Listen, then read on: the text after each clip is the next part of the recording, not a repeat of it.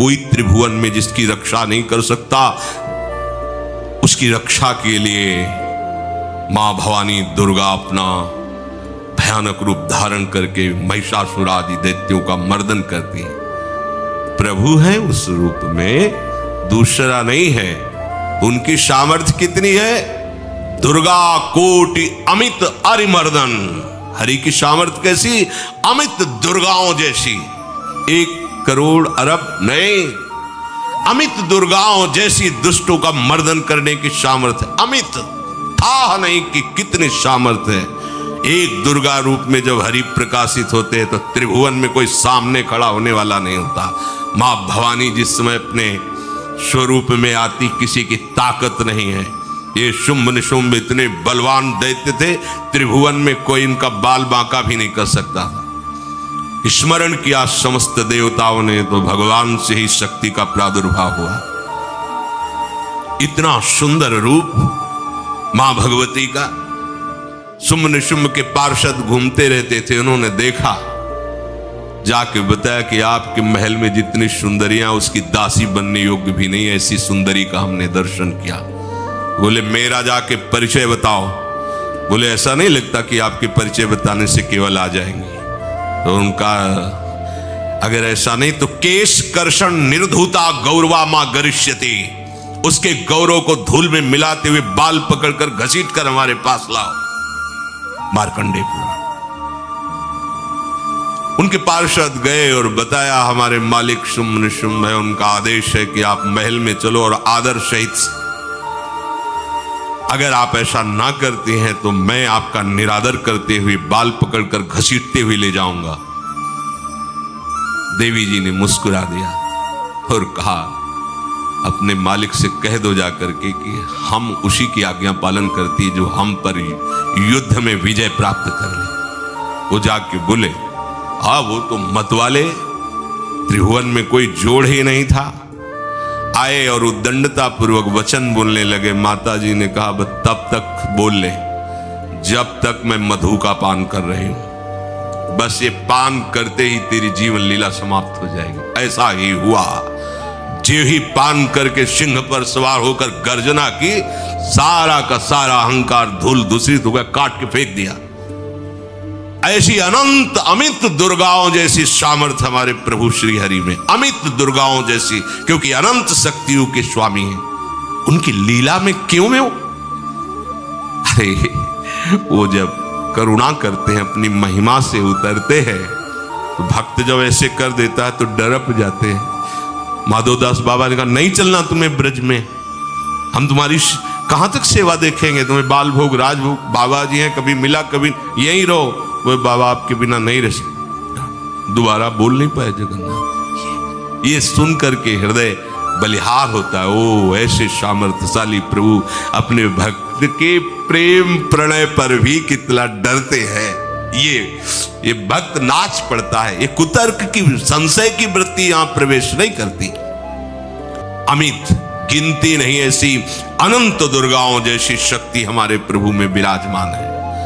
शक्र कोटि सत सरिष विलासा, आहा अरबों इंद्र जैसा विलास प्रभु में।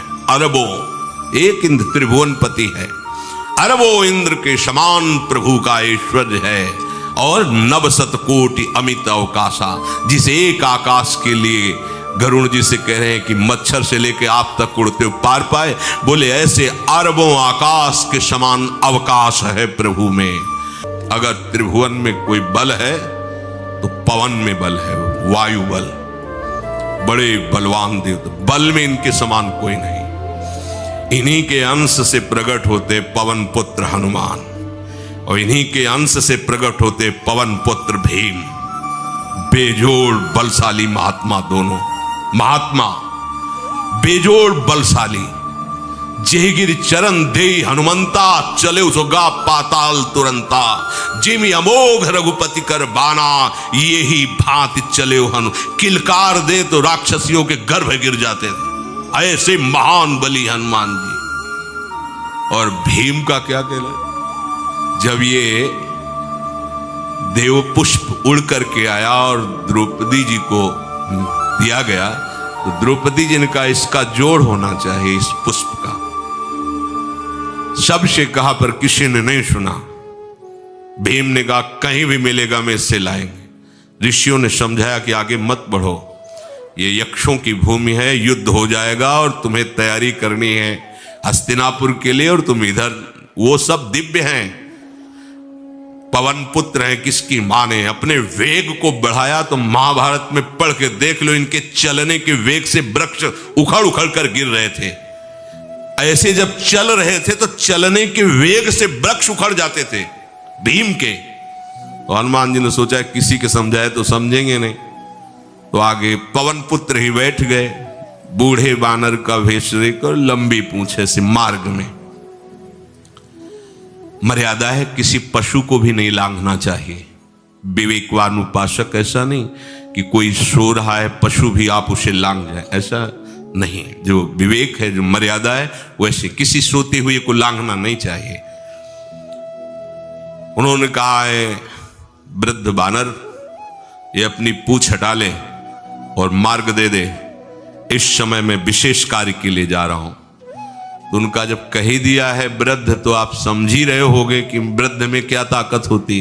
अब मेरी ताकत पूंछ हटाने की नहीं रह गई है, आपने तो वृद्ध ही कह दिया है, तो आप समझ रहे हो ना, आप पूंछ हटा लीजिए। कहा हमारी आज्ञा की अवहेलना करे, ऐसे उठी नहीं, दोनों हाथ लगाया, नहीं उठी, पूरी ताकत लगा दी। पवन पुत्र भीम की पूरी ताकत लग गई, पूंछ जरा से भी नहीं ली। हाथ जोड़ के खड़े बोले हम समझ गए हमारे बड़े भ्राता आप हनुमान जी हैं, क्योंकि ऐसा कोई बानर सृष्टि में पैदा नहीं हुआ कि मैं उसकी पूंछ ला हिला सकूं। मैं समझ गया। तो मुस्कुराए और बैठ के बोले हमारी आज्ञा मानो, इस मार्ग में मत जाओ, ये देव मार्ग है, ऐसे ऐसे सिद्ध है कि आपका अपराध बन जाएगा, आप शाप से युक्त हो जाएंगे, इसलिए मैं आपको मना। बोले प्रभु जब आप कृपा करके आए हो तो हमें वो रूप दिखा दो जो लंका में आपने रूप दिखाया। बोले मत उस बात की चर्चा करो, रहने दो। बोले प्रभु एक बार देखना चाहता हूं कि मेरा बड़ा भाई कितना बलवान है। हनुमान जी ने कहा फिर देख लो। स्वर्णिम कांति, वो भयानक उनका रुद्र रूप, कांप गए, भीम कांप गए। वायु में अगर बल में देखा जाए तो सबसे ज्यादा वायु बलवान है। भगवान कैसे है? मरुत कोटि सत विपुल बल, अरबों वायु जैसी महान ताकत हमारे प्रभु में है, संशय नहीं। वो अगर छोटी सी कार्य के लिए सहयोग लेते हैं, ए उठवा दो, ऐसा कर, भक्तों के साथ वो विनोद करते, लीला करते, नहीं उनमें बल कितना है। ऐसे पवन पुत्र हनुमान जिनके चरणों को ऐसे गोद में लिए रहते हैं। एक उपनिषद में चरित्र आता है कि असुरों पर विजय प्राप्त करने के कारण देवताओं को गर्व हो गया और सभा में नृत्य गान चल रहा था। भगवान जब किसी पे गर्व करते हुए देखते हैं तो उनको अच्छा नहीं लगता। फिर सृष्टि के विधान के प्रधान अधिकारी जब देवतागण और देवराज इंद्र और उन्मत्तता, विजयश्री में उन्मत्तता आ जाती है, तो भगवान ने एक यक्ष का रूप धारण किया और सभा के प्रधान द्वार पर दिखाई दिए। देवराज इंद्र ने कहा कि पता लगाओ ये कौन है, बिना आज्ञा के, बिना सूचना के कैसे आ गया है, क्योंकि त्रिभुवन पति है ना। अग्नि देवता ने कहा मैं जाता हूं, पता लगा के आता हूं, क्योंकि किसी बलवान का परिचय पूछने के लिए निर्बल को नहीं भेजा जाता। अग्निदेव गए और कहा आप अपना परिचय दीजिए, कौन हो और यहां कैसे आए हो। तो उनका परिचय लेने के पहले हम आपका परिचय जानना चाहते हैं, आप कौन हो। उन्होंने कहा कि मैं अग्निदेव हूं, सामर्थ्य आपकी, त्रिभुवन को उपले की तरह भस्म कर सकता हूं। मैं समस्त प्राणियों के उदर में बैठकर अन्न और जल का पचाकर जीवन दान देता हूं, जीवन पोषण करता हूं। अच्छा, एक दिन का फेंका, हम तुम्हारी बात तभी प्रमाणित, ये उपनिषद की बात, हम तुम्हारी बात तभी प्रमाणित मानेंगे जब तुम इस तिनके को जला दोगे। कोई अग्नि देवता से तिनका जलाने की बात कहे, सहज में दृष्टि डाली, कुछ नहीं हुआ, पूरा पावर लगा दिया। यक्ष जी ने मुस्कुरा कर कहा, तुम तो कहते थे पूरे त्रिभुवन को उपले की तरह जला दूंगा, अब गिरिवा झुकाई पहुंचे। देवराज इंद्र ने कहा कौन है? बोले असमर्थ रहा उनका परिचय जानने में। वायु देवता, आप अपना परिचय बताइए। आप अपना परिचय जो आए हो तो हमें पहले बताओ, तब हम अपना परिचय दें। तो उनका, मैं महान देव वायु हूं, बल आपका, संपूर्ण जीवों का जीवन हूं। अगर मैं रुक जाऊं तो एक भी क्षण सृष्टि टिक नहीं सकती, क्योंकि सब वायु से जीवित है, और मैं पूरे ब्रह्मांडों को तिनके से उड़ा सकता हूं। ये तिनका है, उड़ाओ। पूरी ताकत लगा दी वायु देवता ने, तिनका नहीं उड़ा। ग्रीवा झुकाई, वापस चले गए। अब देवराज इंद्र उठे, जे ही नजदीक पहुंचे यक्ष अंतर्धान हो गए और देखा साक्षात ब्रह्म विद्या दूर से मूर्तिमान ब्रह्म, और डांट लगाई कि तुम उनसे संभाषण करने योग्य भी नहीं हो, क्योंकि तुम सबसे बड़े सिंहासन पर बैठे हो और अहंकार करते हो। तुम्हारे देवता सब सामर्थ्यहीन है, एक तिनका भी अग्नि नहीं जला सका, एक तिनका भी वायु नहीं उड़ा सका। अरे जिनकी शक्ति से शक्तिमान वो भगवान स्वयं आए हुए थे, कांप गए देव। अहंकार मत करो, जाओ। भगवान के बल से तुम विजयी हुए, देवताओं के बल से नहीं। देवताओं में जो शक्ति है वो उन्हीं के अंश से आई हुई है। अरबों वायु के समान महान बलशाली हमारे श्री हरि, अरबों सूर्यों के समान उनका प्रकाश, अरबों सूर्यों के समान प्रकाश, अरबों चंद्रमाओं के समान सुशीतलता, समस्त भयों और दुखों का नाश करने वाले प्रभु श्री हरि। अरबों कालों की सामर्थ्य, अरब नहीं अरबों कालों की सामर्थ्य भगवान, एक काल अनंत ब्रह्मांडों में तांडव मचाए रखा है। अरबों काल, अमित बलशाली, अत्यंत दुस्तर, दुर्गम, दुरांत, कौन? प्रभु श्री हरि। अरबों धूमकेतुओं के समान अत्यंत प्रबल सामर्थ्यशाली। कितने अथाह हैं प्रभु? बोले अरबों पाताल से भी बढ़कर, अरबों पाताल से भी बढ़कर गहरे हैं, कोई था नहीं पा सकता। कितने भयानक हैं? अरबों यमराजों से भी ज्यादा भयानक प्रभु श्री हरि हैं। अनंत कोटि तीर्थों को भी पावन करने वाले परम पवित्र जिनके श्री चरण है, वो तीर्थपाद श्री हरि हैं। अनंत तीर्थों की, उनका नाम ही संपूर्ण विश्व के पाप समूहों का नाश करने में समर्थ है।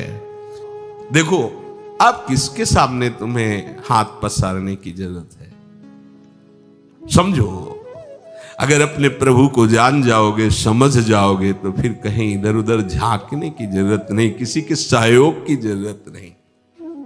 कैसे प्रभु? ऐसे वो स्थिर हैं कि जैसे तूफान चल रहा और हिमालय का आश्रय ले लो तो डरने की जरूरत नहीं, कोई भी तूफान हिमालय को उखाड़ नहीं सकता। ऐसे ही कह रहे हैं, अरबों हिमालयों जैसी स्थिरता प्रभु श्री हरि में है।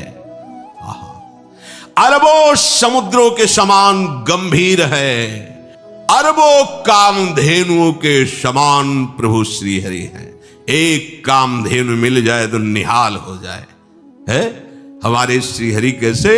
अरबों कामधेनुओं के समान है। इच्छित कामनाओं की पूर्ति कर दे उसे कामधेनु कहते हैं। प्रभु में कितनी चतुरता है! अनंत कोटि सरस्वतियों की एक सरस्वती ब्रह्मांडों का संचालन करती है, बुद्धि के अधिष्ठात्र देवी हैं। यहां क्या, हमारे श्री हरि अनंत कोटि सरस्वतियों की चतुराई समाई हुई है। अरबों ब्रह्माओं के समान सृष्टि रचने में समर्थ। एक ब्रह्मा प्रकट कर दिया, एक वैभव प्रकट हो गया। अरबों ब्रह्माओं जैसी सामर्थ सृष्टि रचना की प्रभु में है। आहा! और अरबों विष्णुओं के समान पालन करने की सामर्थ्य प्रभु में है। अरबों शंकर के समान संहार करने की सामर्थ्य प्रभु में है। अरबों कुबेरों के समान धनवान है, अरबों मायाओं के समान सृष्टि करने में सामर्थ्यशाली है, अरबों शेष भगवान के समान अनंत भार उठाने में समर्थ है। जगदीश्वर प्रभु श्री हरि की कोई उपमा, कोई सीमा नहीं है। ये उपमा रहित और सीमा रहित है। प्रभु श्री हरि उपमा रहित है।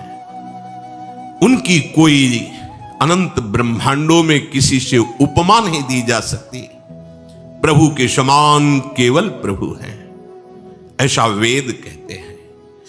अरबों जुगुनियों के समान यदि सूर्य को कहा जाए तो सूर्य का अपमान होता है, सम्मान नहीं। ऐसे ही जो अभी तक वर्णन किया गया उसको समझो। अरबों जुगनुओं के समान यदि सूर्य को कहा जाए तो सूर्य की प्रशंसा नहीं, एक तरह से अवहेलना है। आहा, इसी प्रकार अपनी बुद्धि के विकास के अनुसार मुनीश्वर, अपनी बुद्धि के विकास और प्रकाश के अनुसार मुनीश्वर प्रभु का वर्णन करते हैं। गुण महिमा नाम बल पर था कोई नहीं पाओ, आज तक कोई था नहीं। ऐसे प्रभु की लीला में कोई कुतर्क, कोई संशय, अब वो क्या बुद्धि है उसका खुद विचार करें। कलयुग में केवल भगवन नाम, इसके अलावा किसी की गति नहीं हो सकती और से, पक्की बात। इसीलिए मैं अपने गुरु की आज्ञा का पालन करते हुए हर समय नाम जप करता हूं। ये तो तुम रोते रहते हो, ये क्यों? कुछ प्रलाप सा करते हो, नाचते रहते हो, रोते रहते हो। अब कैसे वेदांतियों को समझा रहे महाप्रभु ये कहे क्या कि श्री कृष्ण प्रेम में उनमें प्रेमी कभी कहता ही नहीं कि मेरे में प्रेम आ गया है। सब कुछ बदला बदला सा मुझे लगता है। अपने आप आंखों से आंसू बहते रहते हैं। मैं भी घबराता हूं, पता नहीं ऐसा क्यों होता है। हमने गुरुजी से पूछा था कि भगवान आपने ये क्या कर दिया मुझे, तो गुरुजी ने कहा था कि ये शुभ लक्षण है। कितनी कितनी प्रवीणता से स्थिति का वर्णन कर रहे हैं। देखो, गुरुजी ने कहा था महान स्थिति का ये शुभ लक्षण है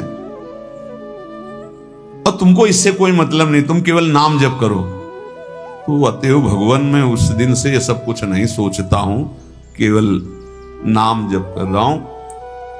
नित्य बस निरंतर नाम जप पर हमारी दृष्टि रहती है।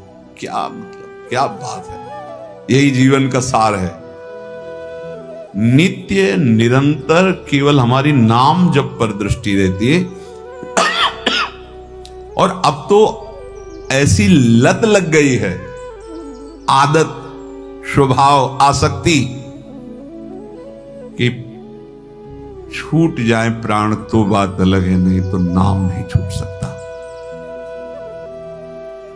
प्रकाशानंद जी ने कहा ब्रह्म सूत्रों में निर्विशेष ब्रह्म का प्रतिपादन किया गया है। अहंग्रह उपासना द्वारा निर्विशेष ब्रह्म का चिंतन कर लो तो संन्यास धर्म सार्थक हो जाएगा। नाचना गाना ये वेदांत सूत्र के विपरीत है। अहंग्रह उपासना का मतलब होता है मैं ही ब्रह्म हूं, मैं ब्रह्म हूं। प्रभु ने कहा, चैतन्य महाप्रभु ने, कि क्या ब्रह्म सूत्रों की व्याख्या करने वाले भगवान व्यासदेव जी नहीं जानते क्या? आप ये कैसे कह सकते हैं कि निर्विशेष निराकार ब्रह्म का ही प्रतिपादन ब्रह्म सूत्र करते हैं? अगर ब्रह्म सूत्रों की व्याख्या वेदों का विभाजन करने वाले श्री कृष्ण द्वैपायन भगवान व्यासदेव जी उसकी व्याख्या की तो निर्विशेष ब्रह्म को ही केवल व्याख्या करते। आपने गौर से नहीं देखा इसलिए आपको ऐसा लग रहा है। सब कुछ वर्णन करने के बाद भी व्यासदेव जी असंतुष्ट थे। जब नारद जी से मिले तब नारद जी ने कहा आप पूर्ण काम होकर असंतुष्ट कैसे हैं? तो उनका सब कुछ रचना हो गई, वेदों का विभाग किया, महाभारत भी वेदों का सार निकाल दिया, इतिहास महाभारत और सब पुराणों की भी रचना की, पर एक असंतुष्टि है। तो उन्होंने कहा कि संतुष्टि होगी श्री कृष्ण यश गाने से। तभी श्रीमद् भागवत की रचना। आसपास देखा, सब सन्यासियों को सोच रहे हैं कि कहीं फंसा न लें और हमको। तो चैतन्य महाप्रभु ने कहा, सार्वभौम भट्टाचार्य कौन सा ग्रंथ है जो नहीं जानते?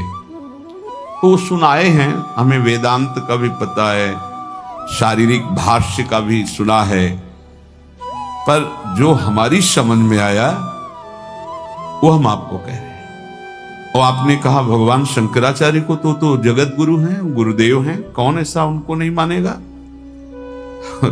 हम भी तो उन्हीं की परंपरा में हैं। दर्शनामी शंकर संप्रदाय के आचार्य शंकराचार्य जी हैं, तो हम भी तो उन्हीं के जगन मान्य गुरु हैं। वो उनके श्री चरणों में पूरी श्रद्धा रखते हैं।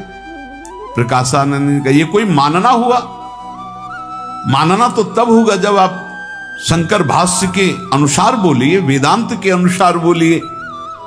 भगवान व्यास देव जी तो शंकर भाष्य वो मानते हैं, भावों को तो शंकर भगवान समझते हैं, उन्होंने ही तो शंकराचार्य जी के रूप में प्रकाशित किया है। हम एक शब्द में कहते हैं कि उपाधि रहित अखंड सत्ता, निर्गुण निराकार निर्विशेष ब्रह्म की, ये वेदांत कहता है। जब जगत वास्तव में कुछ है ही नहीं तो जीव और ब्रह्म, इसमें भेद कैसा? फिर किसकी स्तुति, किसका प्रणाम, किसके लिए नाचना, किसके लिए गाना, किसके लिए रोना? यही था। तभी 20 वर्ष कभी रोना लिया है। किससे विनय करें, किससे प्रार्थना करें जब कोई दूसरा है ही नहीं? सब नित्य शुद्ध बुद्ध मुक्त ब्रह्म स्वरूप है प्रकाशानंद जी। इसके अतिरिक्त सब स्वाप्निक, सब माया, सब मिथ्या। चैतन्य महाप्रभु ने फिर हाथ जोड़कर कहा, व्यास भगवान ने तो ब्रह्म सूत्रों का भाष्य किया है प्रभु। उस भाष्य को करने पर उन्हें शांति नहीं हुई, और जब श्री कृष्ण कथा कही श्रीमद् भागवत में, तब व्यासदेव जी की अंतिम कृति है श्रीमद् भागवत महापुराण। आप तो सर्वशास्त्र वेदता, ठीक ठीक बताइए, श्रीमद् भागवत को आप मानते हैं?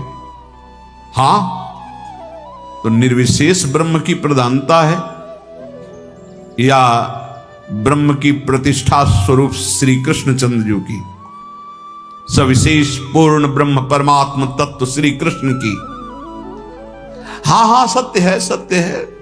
श्री प्रकाशानंद जी, श्रीमद् भागवत को भगवान व्यास देव जी ने सभी शास्त्रों का सार बताया है, क्योंकि आखिरी नारद जी ने उन्हें उपदेश किया था। मुझे पता है कैसा ज्ञान होता है कि तो स्वीकार नहीं करना चाहता।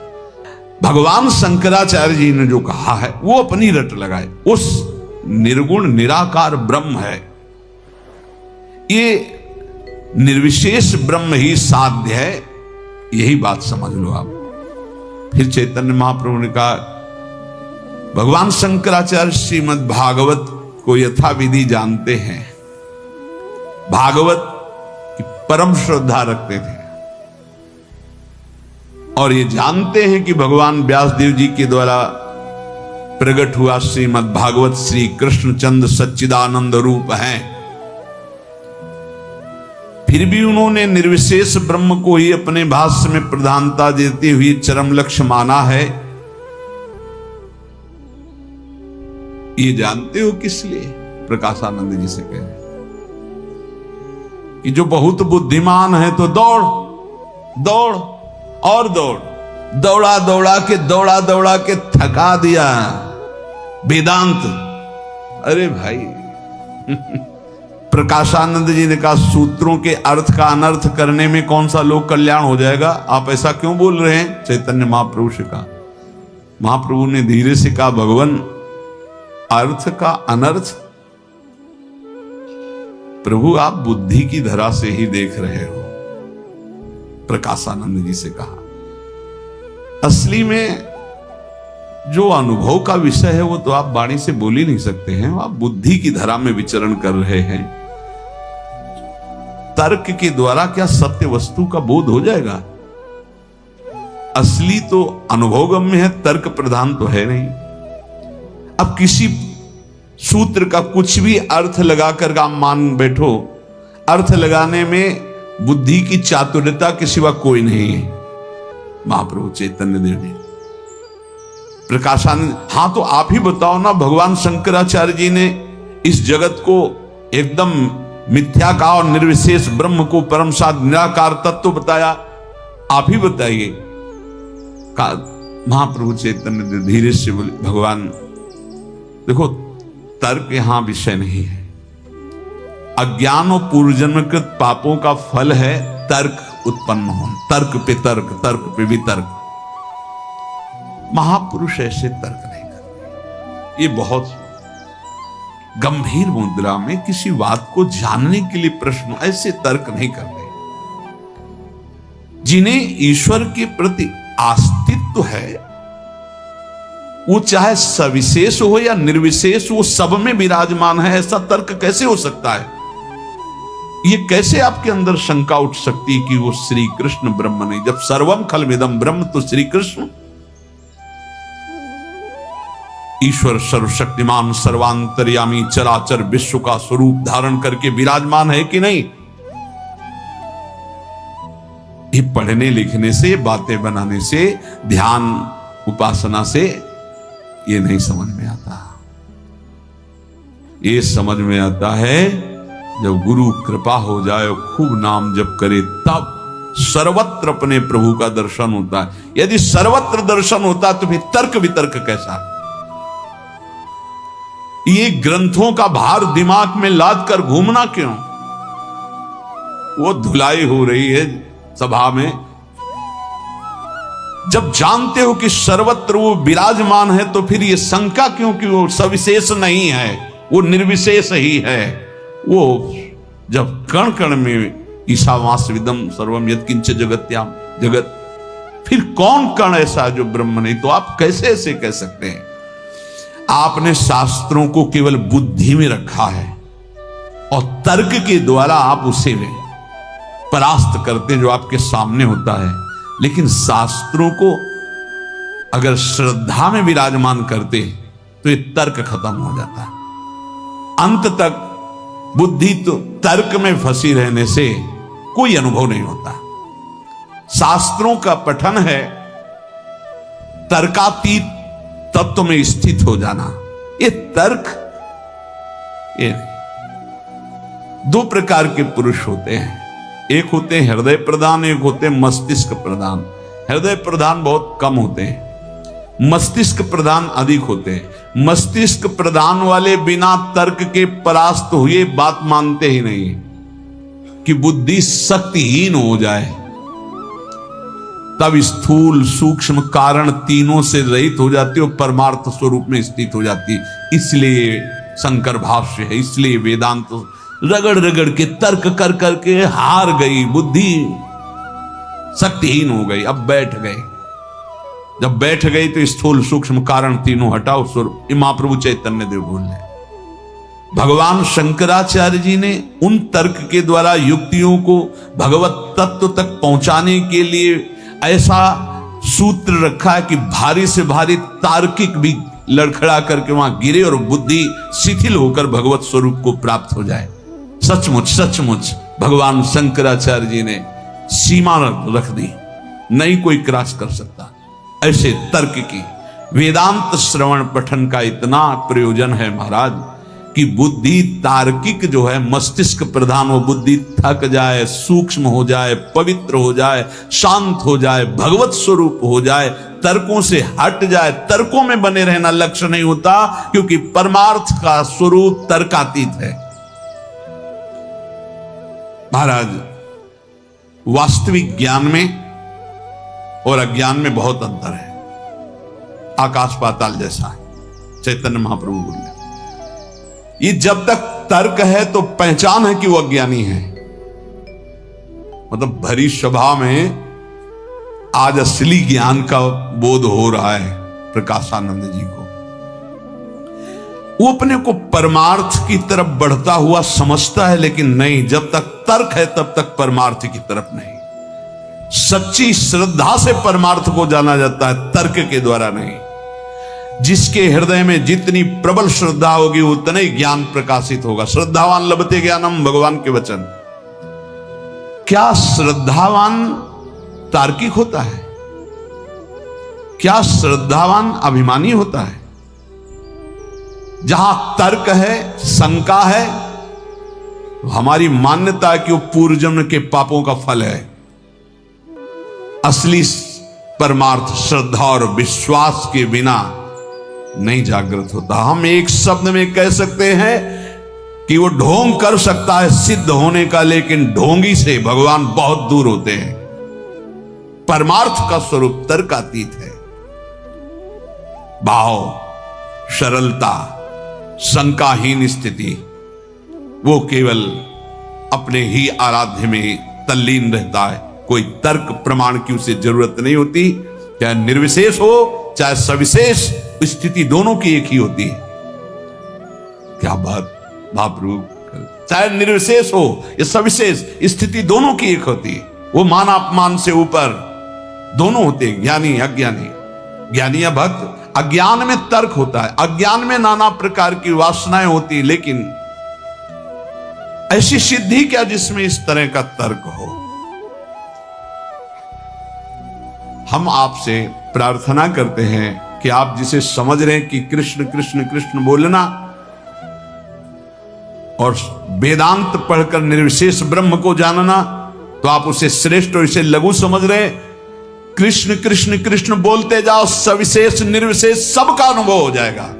वही चीख चीख के रोज चर्चा होती है कि आप नाम जप करो, सब निराकार साकार आत्म तत्व का बोध, भगवत प्रेम सब हो जाएगा, अपने आप आपके हृदय में आ जाएगा। तो ऐसा आप कैसे बोल सकते? महाप्रभु ने कहा, आपने भगवान शंकराचार्य जी के हृदय की बात सुनी? क्या भगवान शंकराचार्य जी की हृदय की बात? तो कहा एक षटपदी की रचना हुई भगवान शंकराचार्य जी ने की। उसमें भगवान शंकराचार्य जी भगवान श्री कृष्ण से कह रहे हैं, यद्यपि हम में आप में भेद नहीं है, पक्का। बोले कैसे?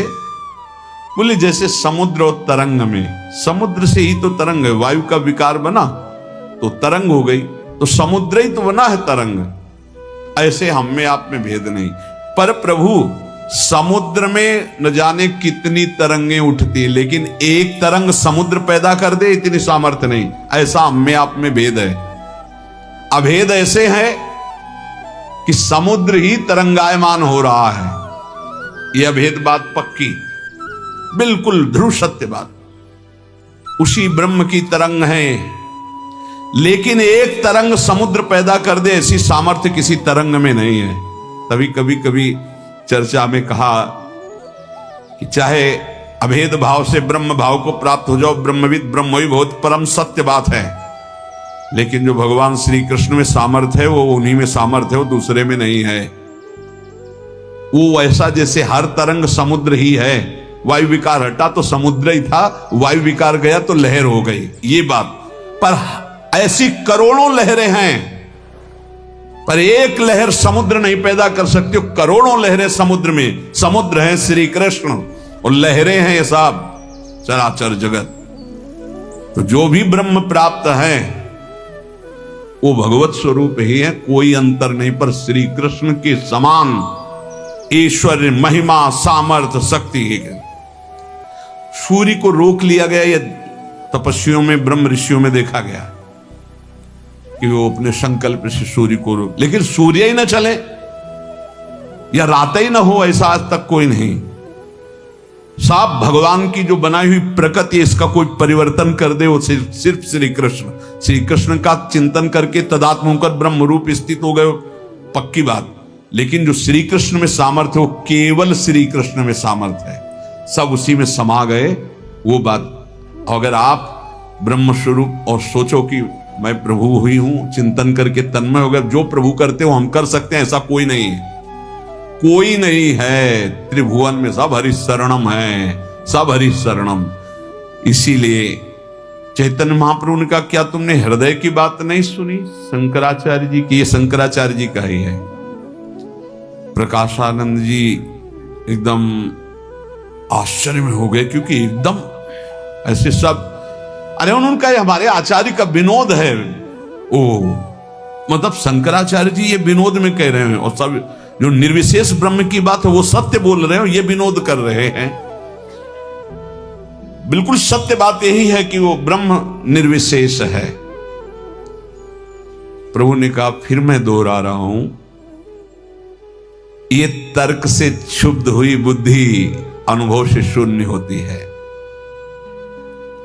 क्या आपको सच्ची शांति मिल गई है?